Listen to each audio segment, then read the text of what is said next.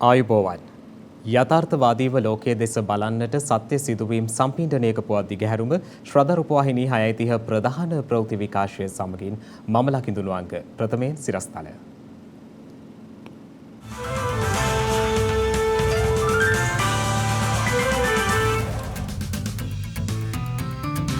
වෛද්‍ය වර්ජනය తాවකාලිකව අත්හිටුවීමට තීරණය කරයි. දුම්රිය සේවක වැඩවර්ජනය අඛණ්ඩව දුම්රිය ස්ථානාධිපති සංගමය අවධාරණය කරයි. කොවිඩ් තෙවන එන්නත් මාත්‍රාව ගර්භණී මව්වරුන්ට ලබා දීමට අදාළ නිර්දේශ සෞඛ්‍ය අමාත්‍යාංශයට. නිර්දේශ ඉදිරියේදී ක්‍රියාත්මක වෙන විට ඔබට තුන්වන මාත්‍රාවක් විදිහට කොවිඩ් එන්නත ලබා දෙන්නට අවස්ථාවක් ලැබේ. සිරගතව සිටි දකුණු කොරියාවේ හිටපු ජනාධිපතිනියට සමාව.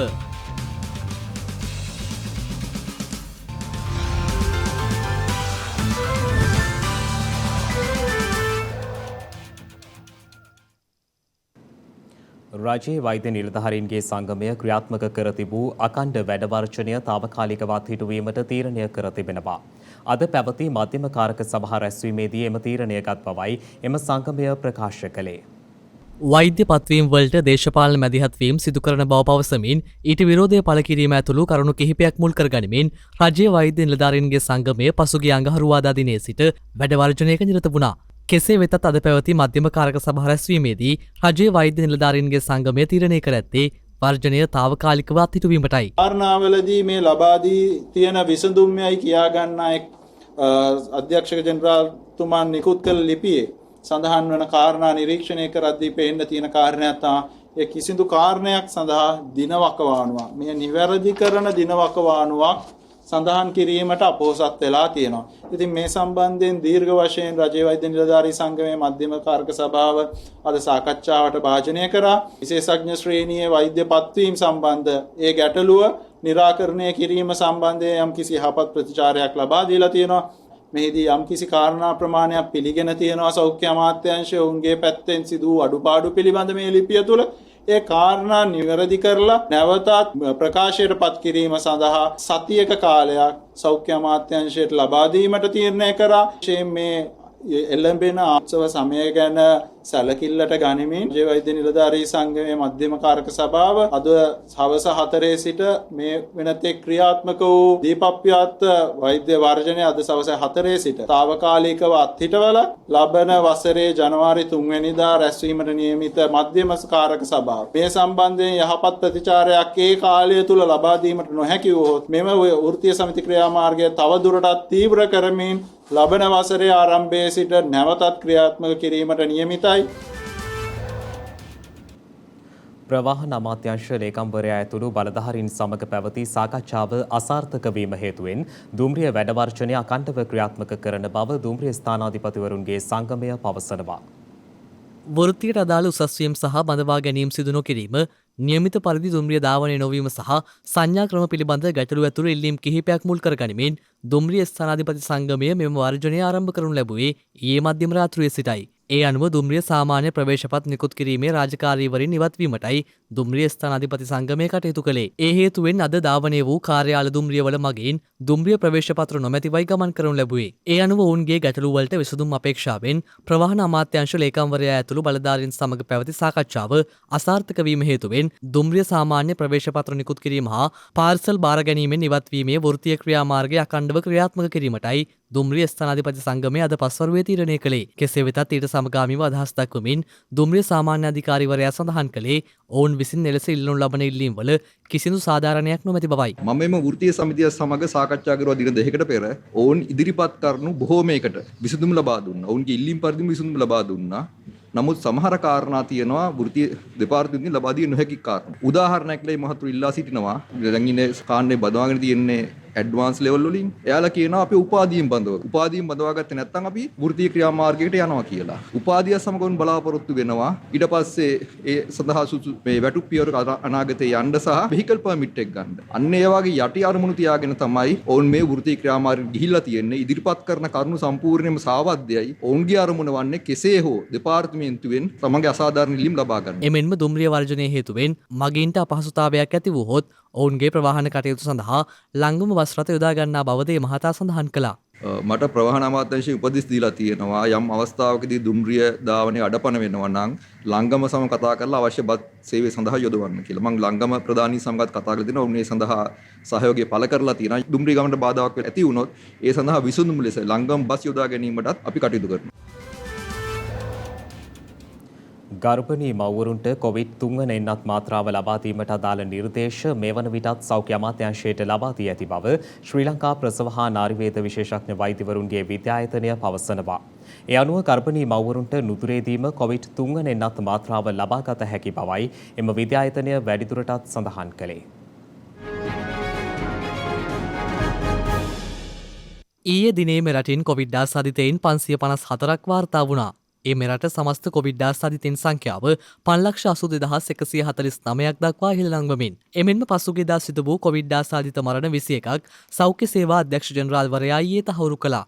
ඒ අනුව මෙරට සමස්ත කොවිඩ් ආසාදිත මරණ සංඛ්‍යාව දැක්ුණේ 14,832ක් ලෙසයි. මේ අතර ගර්භණී මව්වරුන්ට කොවිඩ් තෙවන එන්නත් මාත්‍රාව ලබා දීමට අදාළ නිර්දේශ මේ වන විටත් සෞඛ්‍ය අමාත්‍යාංශයට ලබා දී ඇති බව ශ්‍රී ලංකා ප්‍රසව හා නාරිවේද විශේෂඥ වෛද්‍යවරුන්ගේ විද්‍යායතනයේ ලේකම් ප්‍රසව හා නාරිවේදී විශේෂඥ වෛද්‍ය චාමින්ද මාතොට මහතා පවසනවා. දැනුවත් කිරීමේ ප්‍රතිඵල විදියට බොහෝ ගර්භණී මව්වරු මේ වන විට කොවිඩ් ආසාදනයට එරෙහිව එන්නත ලබාගෙන තියෙනවා. ඒ එන්නත ලබා ගැනීම නිසා ගර්භණී මව්වරුන්ට කොවිඩ් ආසාදනය නිසා ඇතිවන සංකූලතා බොහෝ ලෙස අපිට අඩු කර ගැනීමට මේ වන විට හැකියාව ලැබිලා. නමුත් මේ වන විටත් තවත් යම්කිසි ප්‍රමාණයක් ගර්භණී මව්වරු සිටිනවා දැන් මේ කොවිඩ් එන්නත ලබාගෙන නැති. ඒ නිසා ඔබ ගර්භණී බව දැනගත් පළවෙනි අවස්ථාවේදීම ඔබේ පෞල් සෞඛ්‍ය සේවා නිලධාරිනිය හමු වෙලා මේ කොවිඩ් එන්නත ලබා ගැනීම පළමු මාත්‍රාව සහ දෙවන මාත්‍රාව ලබා ගැනීම ඔබ අනිවාර්යයෙන්ම කළ. එසේ කළොත් තමයි ඔබත් ඔබේ දරුවත් ආරක්ෂිත. ඊළඟට මේ ගර්භණී මව්වරු තවත් සමහර පිරිසක් දැන් සිටිනවා අපිට මේ පළමු සහ දෙවන මාත්‍රාව ලබාගෙන මාස 3කට වඩා වැඩි කාලයක් ගත වෙච්ච.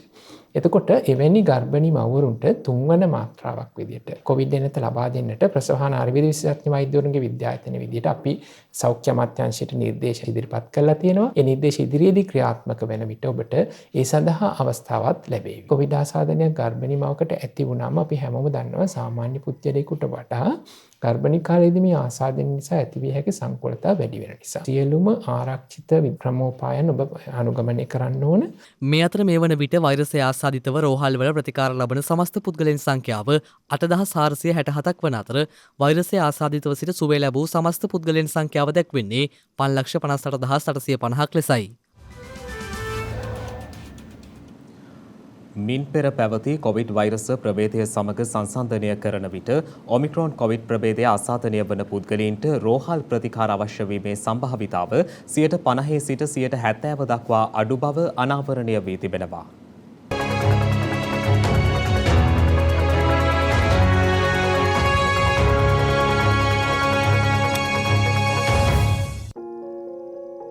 බ්‍රිතාන්‍යයේ කොවිඩ් ආසාදිතයින් වාර්තාවීම තවදුරටත් ඉහළ යමින් පසුගිය පැය 24 තුලද රටින් වාර්තා වූ නව කොවිඩ් ආසාදිතයින් සංඛ්‍යාව ලක්ෂයක්ම වා තිබෙනවා.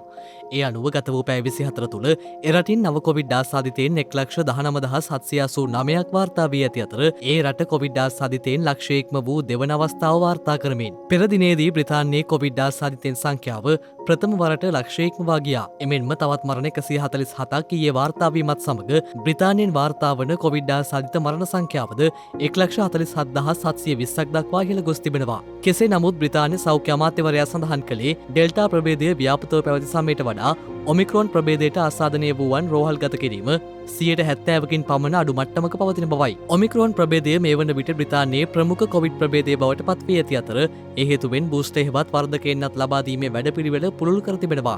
මේ අතර COVID-19 ආසාදිතයින්ගේ වැඩිවීමක් පෙන්눔 කිරීමත් සමග උතුරු දිග චීනයේ සියං නගරයේ මිලියන 13ක් නිවෙස්වල රැඳී සිටින බව විදේශ මාධ්‍ය වාර්තා කර තිබෙනවා. ඒ අනුව අත්‍යවශ්‍ය කාරණාවකට හැර ඔවුන්ට නිවෙස් වලින් බැහැරවීමට අවසර ලැබෙන්නේ නැහැ. COVID-19 වසංගතය චීනයෙන් ආරම්භ වූ නමුත් පසුගිය 2020 වසර අවසන් වන විට විට චීනය ඉතාමත් සාර්ථකව වෛරසය ව්‍යාප්තිය පාලනය කර තිබුණා. කෙසේ නමුත් 2021 වසරේ විටින් විට COVID-19 ආසාදිතයින් යළි වාර්තාවීම සිදුවත් සමාජය තුළ වෛරසය පැතිරීම පාලනය කර ගැනීමට චීන සෞඛ්‍යංශ සමත් වුණා. ඒ රට නගර නිරෝධායනය කර ලක්ෂ ගණනින් පුද්ගලයින් COVID-19 පරීක්ෂණ සඳහා යොමු කරමින් මේ වන විට චීනයේ පැතිර යන්නේ ඩෙල්ටා විකෘති කොවිඩ් ප්‍රභේදය බවයි වාර්තා වන්නේ. ලබන 2022 වසරේ පෙබරවාරි මාසයේ ශීත ඔලිම්පික් උළෙල බීජිං කේන්ද්‍ර කොට ගනිමින් පැවැත්වීමට නියමිත අතර විටින් විට වාර්තා වන කොවිඩ් ආසාදිතයින් හේතුවෙන් ශීත ඔලිම්පික් උළෙලට බාධා එල්ල විය හැකි බවයි විදේශ මාධ්‍ය වාර්තා වැඩිදුරටත් සඳහන් කළේ. ලංකාවේ තවමත් අනතුරුදායක ගෑස් සිලින්ඩර ලක්ෂ 4කට අධික ප්‍රමාණයක් නිවෙස් තුළ තිබෙන බව ගෑස් සිලින්ඩර් ආශ්‍රිත අනතුරු සම්බන්ධයෙන් විමර්ශනය කිරීමට පත් කළ ජනාධිපති කමිටුවේ සමාජික මහාචාර්ය WD ජයතිලක මහතා පවසනවා. වාර්තාව සම්බන්ධයෙන් ගත්තව මම පෞද්ගලිකව හිතන. ඒ සම්බන්ධයෙන් ක්‍රියාත්මක වෙන්න කාර්ය සාධක බලකායක් පත් කරෝතින් වඩා සුදුසුයි. ඒ අනුව ඒක මනින් ක්‍රියාත්මක වෙන්න. මනින් ක්‍රියාත්මක වීම තමයි වැදගත්ම දේ. ඒ සමගම ඒකේ කෙටිකාරීන විසඳුම් අතිශය අමාරුයි කරන්න. හේතුව උදාහරණයක් වශයෙන් ගත්තොත් එහෙම දැන් වෙළඳ පොලේ තියෙන ටැංකි ටික කොහොමද එක්කහුව කළා ඒවා අයින් කළා ආපහු අලුතෙන් පුරවලා ඒක ආපහු වෙළඳ පොලට යවන්නේ කොහොමද කියලා බහදුර කාර්යය. දීර්ඝකාලීනව අනිවාර්යයෙන්ම කළ යුතු දේවල් තියෙනවා. ඉතින් ඒවා කරන්න ඉස්සෙල්ලා මම හිතන්නේ පාරිභෝගික ජනතාව බොහෝ විට අහන දෙයක් තමයි. මොකද්ද දැන් මේ වැඩේට කරන්නේ? අපි අලුතෙන් ටැංකි කඩේට ඇවිල්ලා තිබුණොත් ගන්නද? මම පෞද්ගලිකව ඕනතරම් අපෙන් විමසීම් කරනවා. ඇත්තටම අනතුරුදායක ටැංකි ප්‍රමාණය මගේ අදහස ඇතිය ලක්ෂ 3ක් 4ක් පමණ තියෙනවා නිවෙස් වල. දැන් මේවා ගෙවල් වල ජනතාව තියන් ඉන්නවා. හැබැයි මේවා එකතු කරන වැඩපිළිවෙලක් හෝ මේකට කඩිනම් විසඳුමක් දීලා නැහැනේ රජයේවත් මේ අදාළ ආයතනය. ඔව් ඒ කියන්නේ අදාළ ආයතනයේ විසින් ඒ ටැංකි ටික එකතු කළ යුතු වෙන කවුරුත් නැහැනේ එකතු කරන්න. තමන් පාරිභෝගික දීපු ටැංකි එකතු කරන්න වෙනවා. එකතු කළා හිට තියාගෙන හරියන්නේ නැහැ. ටැංකිය තෝර මදි වෙනවනේ යම් ප්‍රමාණයක්. ටැංකියට එකතු කරලා කර යුතු දේ තමයි ටැංකිය වල තියෙන ඒවැය තියෙන සංයෝගය අයින් කරන්න ඕනේ. මිශ්‍රණය අයින් කරන්න. ඒක සාමාන්‍යයෙන් බොහොම ස්ලෝ ප්‍රොසෙස් එකක් අපි දන්න ආකාරයට ඒ තියෙන පහසුකම් අනුව ඒකට විශේෂ උපකරණයක් තියෙනවා. සාමාන්‍යයෙන් දවසකට ඒගොල්ලෝ කියන ආකාරයට ටැංකි බොහොම අඩු සංඛ්‍යාවක්. මම හිතන්නේ 100ක් 200ක් වගේ ඊටත් අඩු වෙන්නත් පුළුවන්. ඒ තරම් ප්‍රමාණයක් තමයි හිස් කරන්න පුළුවන්. ඒක හිස් කළා ඒක නිකන් බැරල් එක දා තියන්න බෑනේ. ඒ හිස් කළා ඊට සුදුසු භාජනය කරනවා ඒක තැම්පත් කරන්න. පසුව ගන්න හෝ ඒකේ තියෙන සංයුතිය විනාශ කරගන්න. නොතේ යනි පහසුකම් තියෙනවද කියන එකත් ලොකු ප්‍රශ්නයක් තමයි ඇත්තටම. කෙසේ හෝ පාරිභෝගිකයන් අතර දැන් යන ටැංකි වල අර අධිකාරියෙන් දීපු නියෝගය කියන්නේ 30ක් ප්‍රොපේන් තියෙනවා. ඒකම එකේ ප්‍රමාණවත් ගඳ තියෙනවා. ඒ කරුණු දෙක අනිවාර්යයෙන්ම සම්පූර්ණ විය යුතු වෙනවා. එවැනි දෙයක් නොමැති ටැංකීන් පාරිභෝගිකයන් අතරපත් කිරීම සම්පූර්ණයෙන් නීති විරෝධී ක්‍රියාවක් ඇටියට තමයි මා දකින්නේ උසාවියේ මා දන්න නියෝගය අනුව. ශ්‍රී ලංකාව තුළ එක රටක් එක නීතියක් සඳහා වූ ජනාධිපති කාර්යසාධක බලකායට අදහස් එක් කිරීම සඳහා සිවිල් සංවිධාන සහ පෞද්ගලික වශයෙන් විශාල පිරිසක් එක්වෙමින් සිටින බව ජනාධිපති මාධ්‍යංශය නිවේදනයක් නිකුත් කරමින් පවසනවා. ශ්‍රී ලංකාව තුළ එක රටක් එක නීතියක් සඳහා වූ ජනාධිපති කාර්යසාධක බලකායට මහජන අදහස් විමසීම සඳහා බණ්ඩාරනායක අනුස්මරණ ජාත්‍යන්තර සම්මන්ත්‍රණ ශාලාවේ ස්ථාපිත කර ඇති නිල කාර්යාලය වෙත අදහස් ප්‍රකාශ කිරීමට දෙසැම්බර් මාස 20 සිට 23 දක්වා අවස්ථාව ලබා දී තිබුණා. මෙම දින කිහිපය තුළ විවිධ පළාත් සහ සිවිල් සංවිධාන නියෝජනය කරමින් ආගමික නායකයින්, සිවිල් ක්‍රියාකාරීන්, මාධ්‍යවේදීන්, ව්‍යාපාරිකයින්, වෘත්තීයවේදීන්, දේශපාලන පක්ෂ සමාජිකයින්, මුස්ලිම් සහ බෞද්ධ ආගමික සංවිධාන, කාන්තා සංවිධාන නියෝජනය කරන පිරිස් ඒ සඳහා වූ නිල කාර්යාල වෙත පැමිණ ඇති බවයි ජනාධිපති මාධ්‍යංශය සඳහන් කළේ. ජාති ආගම් පළාත් භේදයකින් තොරව නව කාර්යාලයට පැමිණෙන ජනතාව එක රටක් එක නීතියක් සඳහා වන නව සංකල්පයට විශේෂ උනන්දුවකින් පෙනී සිටින බවත් මෙම සංකල්පයේ යථාර්ථයක් වනු දැකීම රටේ සංවර්ධනයට ප්‍රබල උත්තේජකයක් බවත් ජනාධිපති මාධ්‍යංශය නිකුත් කළ නිවේදනයේ සඳහන්. මේ අනුව තවදුරටත් පෞද්ගලික සහ සංවිධානාත්මකව තම අදහස් ප්‍රකාශ කිරීමට කැමැත්තක් දක්වන සියලු දෙනා වෙනුවෙන් කාර්යාලය විවෘතව පවතිනවා.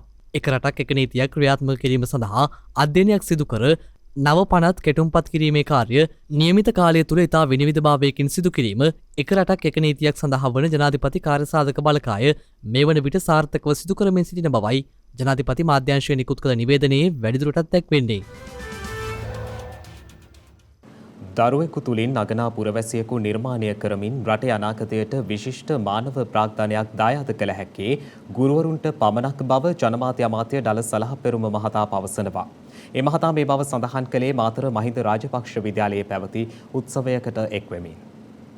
මාතර මහින්ද රාජපක්ෂ විද්‍යාලයේ ගුරු බෞතුන්ට උපහාර පෙදීමේ හා පාසල් මාධ්‍යකවේ සමාජික දරුවන්ට නිලාංචන පැළඳවීමේ උත්සවය අදම විද්‍යාලයේදී පැවැත්වුණා. ඒ ජනමාධ්‍ය අමාත්‍ය දළ සලහපෙරුම මහතාගේ ප්‍රධානත්වයෙන් අධ්‍යාපන පොදු සාතික පත්‍ර සාමාන්‍ය පෙළ විභාගයෙන් එම පාසලේ දරුවන්ට විශිෂ්ට සාමාර්ථ ලබා දීමට කැප වූ ගුරුවරුන් 108 දෙනෙකු වෙත උපහාර පුද කිරීමද එහිදී සිදු වුණා. ඊට අමතරව පාසල් මාධ්‍යකවේ සිසුන් 10 දෙනෙකු වෙත පදක්කම් පැළඳවීමද අමාත්‍යවරයාගේ ප්‍රධානත්වයෙන් සිදු වුණා.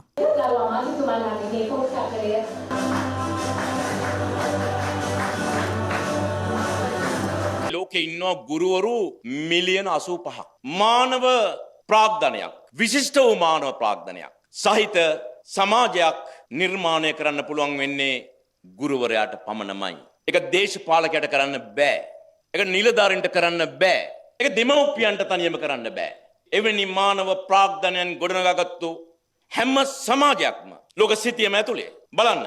ඒ ගොඩනගා ගැනීම කරලා තියෙන්නේ ගුරුවරුන් හරහා. ලිබරල් වාදයේ පියා කියලා අඳුන්වපු ජොන් හොක් වරක් කියනවා දරුවා හරියට ජලය වගේ කියලා. ඇයි?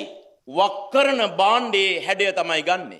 ගුරුවරයා හොඳ හැඩයක් සහිත භාජනයක් නිර්මාණය කරන දරුවන් වෙනුවෙන්.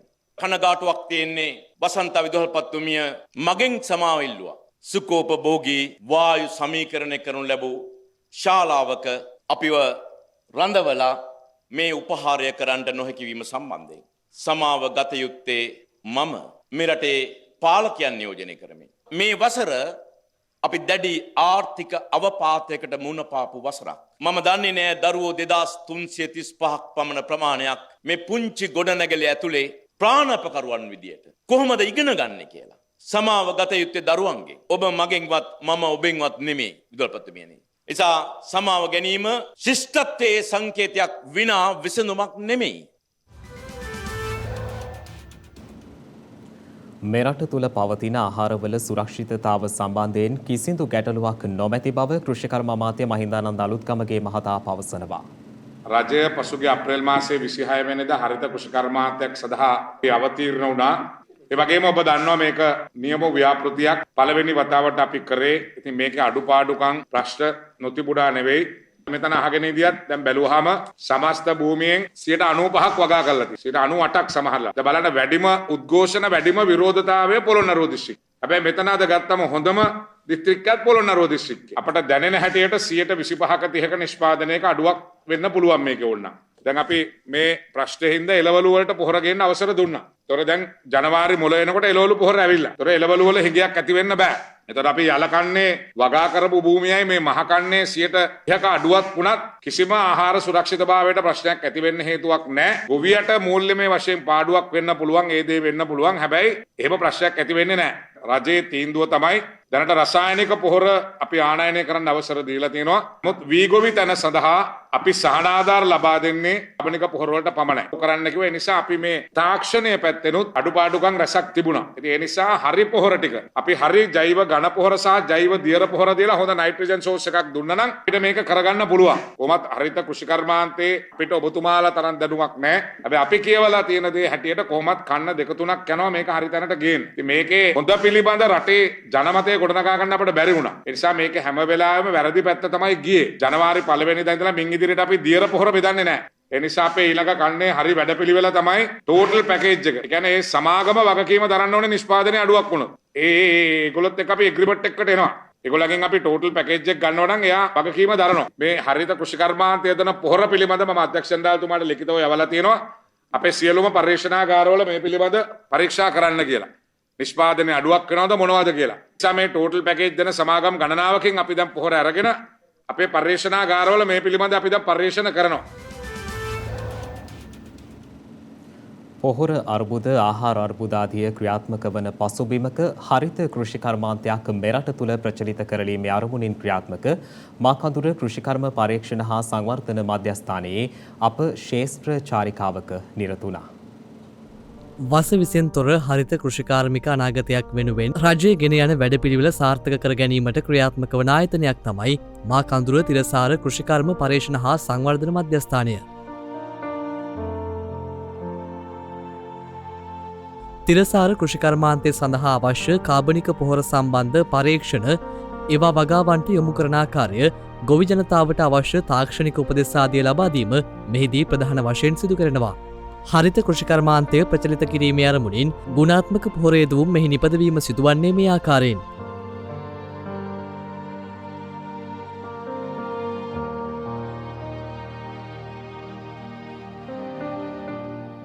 වාංජ වශයෙන් කොම්පෝස්ට් වල නිෂ්පාදනය කරනවා. අපි මේ වගේ ලොකු කොටවල් තමයි හදන්නේ. අඩි 80 80ක් දිගට ලොකු කොටවල් හදලා ඊට පස්සේ ඒකට අපි සම්පූර්ණ යන්ත්‍ර සූත්‍ර භාවිත කරනවා. එතකොට යන්ත්‍ර සූත්‍ර ප්‍රධාන වශයෙන් තුනක් ඕන වෙනවා. එකක් අපි යොදන අමුතාවි අපි කෑලි කපා ගන්නවා. ඊළඟ යන්ත්‍රය තමයි මේ ගොඩක් හදපුවා දංජ මට්ටමේ යනවා නම් අපිට ඒකට යන්ත්‍රයක් භාවිත කරන්න.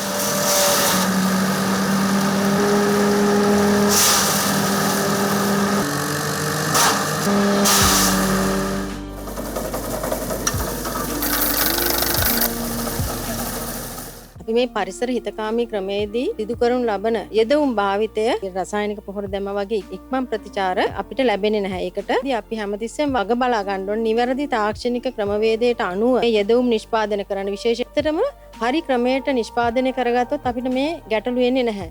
ඒත් එක්කම දියර පොහොරවල විශාල ගැටලු ඇති වෙලා තියෙනවා. නමුත් නිවැරදි තාක්ෂණය භාවිතා කරලා ඒ දියර පොහොර වර්ග හැදුවොත් විශේෂ වෙලාවකත් ওই ගැටලු එන්නේ නැහැ. කාරුණිකව ඉල්ලා සිටින්නේ නිවැරදි තාක්ෂණික ක්‍රමවේද භාවිතා කළ යෙදවුම් හදන්න. එතකොට ඔබට ඒවා නිවැරදි ආකාරයට තමන්ගේ ශේෂ්ත්‍රයට පාවිච්චි කරන්න පුළුවන්. ඒකේ ආනයනික රසායනික පොහොර වෙනුවට කාබනික පොහොර මෙලෙස ප්‍රවර්ධනය කිරීමේ අවශ්‍යතාවය මේ වන විට පැන නැගී ඇති බවයි මෙම මධ්‍යස්ථානයේ කාර්යනියුතු නිලධාරීන් සඳහන් කළේ. ඒකට කියන්නේ කොම්පෝස්ට් කැපිටි ස්වභාවයට පත් කිරීම කියලා. එතකොට මේකෙදි කොම්පෝස්ට් පෙලට් එන්නත්නම් කොම්පෝස්ට් ග්‍රැනියුල්ස් කියලා කැබලි කරන ලද කොම්පෝස්ට් විදියට අපිට මේක වෙළඳපළට විශේෂයෙන් හඳුන්වලා දෙන්න පුළුවන්. ඉතින් මෙතනදී අපි කරන්නේ මේ කුඩු විදියට තිබුණු කොම්පෝස්ට් එක මේ වගේ තත්ත්වයට පත් කරලා කාලයක් තිස්සේ සෙමින් පෝෂක පසර නිකුත් කරන කාබනික පොහොරක් විදියට තමයි අපි මේක පාවිච්චි කරන්නේ. තියෙන වැදගත්කම තමයි මේ පොහොර ශේෂ්ත්‍රයට විසි කරන්න පුළුවන්. මේ වගේ ශේෂ්ත්‍රයට විසි කරන්න පුළුවන්. අර ගොවි ජනතාව අපේ පුරුදු වෙලා තියෙනවානේ මේ පොහොර විසි කරන්න. ඉතින් එතකොට ඒගොල්ලන්ට ඒක ටිකක් හුරු නිෂ්පාදනයක් බවට පත් වෙනවා. ඉතින් මම හිතන්නේ ඉතාමත්ම වැදගත් මේ වැඩසටහනට ගොවින් සම්බන්ධ වෙලා තමන්ට අවශ්‍ය කාබනික පොහොර ටික නිෂ්පාදනය කළා. තමන්ට අවශ්‍ය යෙදවුම් යම් කිසි දෙයක් තියෙනවා නම් ඒවා නියම ප්‍රතිපත්ති නැත්නම් ප්‍රමාණයට හරියාකාරව නිෂ්පාදනය කරන ආයතන වලින් මිලදීගෙන යොදලා ඒ වගේම ක්‍රමානුකූලව වගා ක්‍රමයක් කරගන්න. කාබනික වගාව සම්බන්ධව ඔබට ඇති ඕනෑම ගැටලුවක් සම්බන්ධයෙන් මා කඳුර තිරසාර කෘෂිකර්ම පර්යේෂණ හා සංවර්ධන මධ්‍යස්ථානයෙන් විසඳුම් ලබාගත හැකි අතර දුරකථන අංක 031 229 96 25 යන අංකය ඇමතීමෙන් එම තොරතුරු ලබාගත හැකියි. රන් කිරුළු පෙනි පෙනී අත්හල සිහින එක කතාවක්. අපිට කියන කතාව මේ. කැමරන් ලයිල් නිව් හැම්ෂර් විශ්වවිද්‍යාලයේ දක්ෂ එවගේම ජ්‍යෙෂ්ඨ ජවන හා පිටිය මල්ල ක්‍රීඩකයෙක්. විවිධාකාර දස්කම් අතර ලයිල් තමන්ගේ ක්‍රීඩා ජීවිතය ගොඩනංවා ගන්න නොකළ දෙයක් නැහැ. ඒ අතරේ ඔහුට අවසන් මහා තරඟයකට ඉදිරිපත් වෙන්නත් තිබුණා. ඒ රන් පදක්කමක බලාපොරොත්තුවත් එක්ක. ඒත් මේ අතරේ 28 හැවිරිදි ලියුකේමියා රෝගී තත්ත්වයෙන් පෙළෙන තරුණයෙකුට ඇටමිදුළු අවශ්‍ය බවත් එම තරුණයාට ගැලපී ඇත්තේ ලයිල්ගේ ඇටමිදුළු බවත් ලයිල්ට දැනගන්නට ලැබෙනවා. ඒ රෝගී තරුණයාට ජීවත් වෙන්න පුළුවන් මාස 6ක් විතරයි. ඒත් ගැලපීම් ඇති ඇටමිදුළු තිබුණහොත් මේ තරුණයාට තවත් වසරක් හෝ ජීවත් වෙන්න පුළුවන්. ඇත්තටම ලයිල් දන්නෙත් නැහැ ඒ ඇටමිදුළු අවශ්‍ය කෙනා කවුද කියලාවත්. හැබැයි ලයිල් ඉදිරිපත් වුණා ඇටමිදුළු පරිත්‍යාග කරන්න. ඔහුගේ වටිනාම සිහිනය නැති වෙනවා. ඒ තමයි ක්‍රීඩකයෙක් විදිහට ඉදිරියට යාමේ බලාපොරොත්තුව. ඇයි ඔහුගේ රන් පදක්කම් සිහිනය හැමදේම එකවර නැති වෙනවා. හැබැයි තව කෙනෙක් ඒ නිසා ජීවත් වෙනවා. ලයිල් මේ ක්‍රියාව කරන්න දෙවරක් හිතලා නැහැ. ඒත් අපිට නම් අපේ සමහර හීන නැති වෙනවා නම් අපිට තියෙන දෙයක් නැති වෙනවා නම් අපි කිසිම දෙයක් කරන්නේ නැහැ. හැබැයි ලයිල් ඒ අතරින් විශිෂ්ටයි. ලයිල් තමයි මගේ වීරයා. ලයිල්ගේ අම්මා ඒ විදියට කිව්වේ තමන්ගේ පුතා කළ විශිෂ්ට ක්‍රියාව දැකලා. තව කෙනෙක්ගේ ජීවිතයක් වෙනුවෙන් ලයිල් ඔහුගේ ජීවිතයම කැප කරනවා.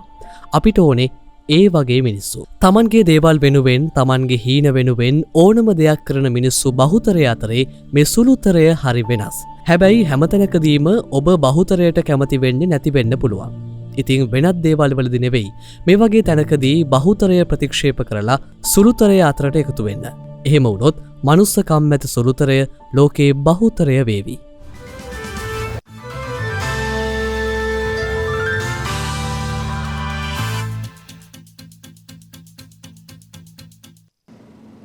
අවධානය විදෙස් පුවත් වෙත. සිය පාලන සමයේ දූෂණ වංචා සම්බන්ධයෙන් සිරදඬුවම් විදී දකුණු කොරියාවේ හිටපු ජනාධිපතිනියට එරට වත්මන් ජනාධිපතිවරයා විසින් සමාව ලබා දී තිබෙනවා. දකුණු කොරියාවේ හිටපු ජනාධිපතිනි 69 හැවිරිදි පාග්ගුවෙන් හේ දකුණු කොරියාවේ බලයෙන් පහ කෙරුණු ප්‍රජාතන්ත්‍රවාදී ලෙස තේරීපත් වූ ප්‍රථම නායිකාවයි. දූෂණය සහ බලය අයුතු ලෙස යොදා ගැනීම සම්බන්ධයෙන් ඇයට සිරදඬුවම් නියම වූයේ 2018 වසරේදී. ඒ ඊට පෙර වසරේදී ඇය දෝෂාභියෝගයකින් ඉවත් කිරීමෙන් අනතුරුවයි. පාග්ගුවෙන් හේ ඇගේ උරහිසේ සහ පිටකොන්දේ රෝගාබාධ හේතුවෙන් මේ වසරේදී 3 වරක් රෝහල්ගත කෙරුණා. ඇයට සමාවක් ලබා දීමට තීරණය කර ඇත්තේද එම සෞඛ්‍ය ගැටලුව හේතුවෙන්. පාග්ගුවෙන් හේ ඇගේ පාලන සමයේදී සිය සමීප මිතුරෙකු වන චෝයි සූන් සිල්ගේ පුණ්‍යායතනයකට ඩොලර් මිලියන ගණනක අරමුදල් ලබා දෙන ලෙස සැම්සුන් ලොටි වැනි දකුණු කොරියාවේ දැවැන්ත සමාගම් වලට බලපෑම් කළ බව අධිකරණයේදී තහවුරු වුණා. 2018 දී පැයට එල්ල වූ චෝදනා 18න් 16කට වරදකරු වූ අතර ඒවායින් බොහෝමයක් අල්ලස් හා බලහත්කාරයෙන් සිදු කර කටයුතු සම්බන්ධ ඒවා බවයි විදෙස් මාධ්‍ය වාර්තා කර තිබුණේ. පාක්ට මුලින් වසර 30ක සිරදඬුවමක් සහ බොන් බිලියන 20ක දඩයක් නියම කරන ලද නමුත් පසුව මහාධිකරණයක් විසින් දූෂණය සඳහා වූ දඩය සහ කාලය වසර 15ක් දක්වා අඩු කර තිබෙනවා. මේ අතර ජපාන මහාචාර්යවරයෙක් ආහාර වර්ගවල රස හඳුනාගත හැකි ලෙස ටෙලිවිෂන් තිරයක් නිර්මාණය කර තිබෙනවා. ටේස්ට් ටීවී ලෙසින් හඳුන්වා දී ඇති එම උපාංගය කුඩා ප්‍රමාණයේ තිරයකින් යුක්ත වන බවයි විදෙස් මාධ්‍ය වාර්තා කළේ. මෙම උපාංගය නිර්මාණය කළ මහාචාර්ය හොමෙයින් මියාෂිටා සඳහන් කර ඇත්තේ එමගින් සූපවේදීන්ව පුහුණු කළ හැකි බවයි. එමෙන්ම මේ ඔස්සේ ලෝකයේ පවතින ඕනෑම ආහාරයක රස බැලීමට හැකිවන බවද විදෙස් වාර්තා සඳහන් කළා. මෙම නව මෙවල මෙහි වාණිජ වටිනාකම ඩොලර් 875ක් ලෙසයි ඇස්තමේන්තු කර ඇත්තේ. කෙසේ වෙතත් මේ මහජනයා අතර ජනප්‍රිය වනු ඇති බවයි නිර්මාණකරුවා මේ පිළිබඳව අදහස් දක්වමින් වැඩිදුරටත් සඳහන් කර ඇත්තේ.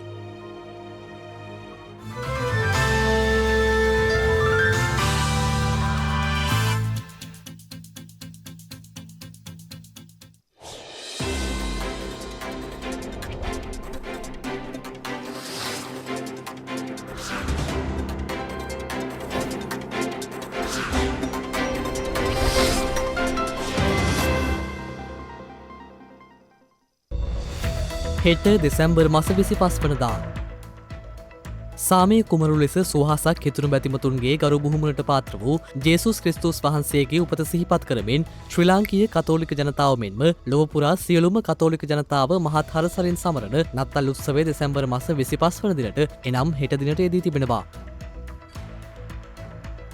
ගුරුත්වාකර්ෂණ නියමය ඇතුළු බොහෝ විද්‍යාත්මක සොයා ගැනීම් රැසක් සිදු කළ ඉංග්‍රීසි ජාතික භෞතික විද්‍යාඥයෙකු වන සර් අයිසෙක් නිව්ටන් උපත ලබා ඇත්තේ 1643 දෙසැම්බර් මාස 25 වන දිනයි. ජෛව රසායනික විද්‍යාඥ එඩ්වර්ඩ් සී කෙන්ඩල් විසින් තයිරොයිඩ් හෝමෝනය වන තයිරොක්සින් පළමු වරට ස්පටික කර ඇත්තේ 1914 දෙසැම්බර් මාස 25 වන දිනයි.